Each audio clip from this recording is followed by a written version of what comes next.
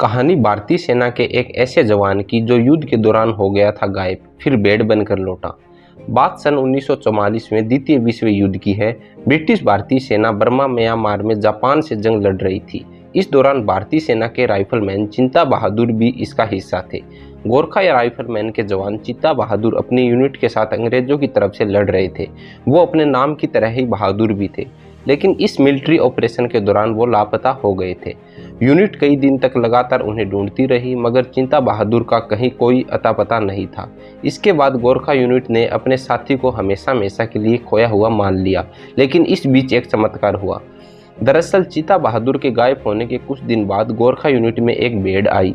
Unit जहां जहां जाती ये भेड़ भी उनके पीछे पीछे वहीं पहुंच जाती थी। इस दौरान चित्ता बहादुर के साथियों ने इस भेड़ को अपना खोया हुआ साथी मान लिया।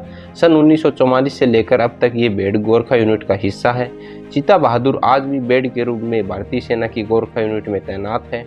दरअसल भारतीय सेना के राइफलमैन चिंता बहादुर की यूनिट इस भेड़ को चिंता बहादुर का अवतार मानती है। इसलिए 1944 से लेकर अब तक 5 गोरखा राइफल अपने वीर जवान चिंता बहादुर की याद में उनकी जगह भेड़ की तैनाती करती आ रही है। ये भेड़ यूनिट वर्तमान में हिमाचल प्रदेश के डगसाई इलाके में तैनात है। चित्ता बहादुर भेड़ के रूप में अपनी इसी यूनिट के साथ यहाँ तैनात है। सन 1944 में राइफलमैन रैंक पर रहे चिंता बहादुर यानी इस भेड़ का प्रमोशन भी होता है। इस समय वो कैप्टन रैंक हासिल कर चुकी है। यूनिट के अन्य सैनिकों की तरह ही ये भेड़ भी सुबह फिजिकल ट्रेनिंग पीटी में शामिल होती है और औपचारिक सेरेमनी का हिस्सा भी बनती है। हर यूनिट का अपना एक कल्चर होता है और सैनिकों की पहचान इसी से होती है। चित्ता बहादुर भेड़ की सींगों को भी यूनिट के कलर हरे और काले रंग से रंगा गया है। चित्ता बहादुर की यूनिट अपने इसी साथी का पूरा ख्याल रखती है। आज यूनिट उन्हें अपना लकी मस्केट मानती है।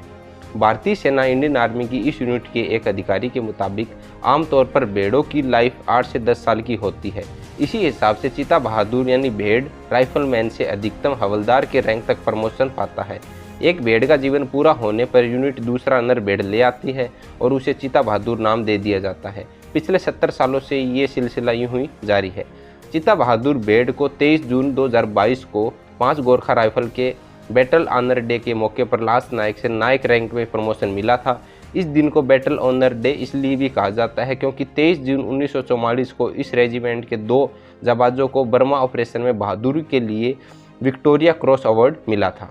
तो दोस्तों, आप हमें कमेंट करके ज़रूर बताइए भारतीय सेना के इस जवान की आपको स्टोरी कैसी लगी।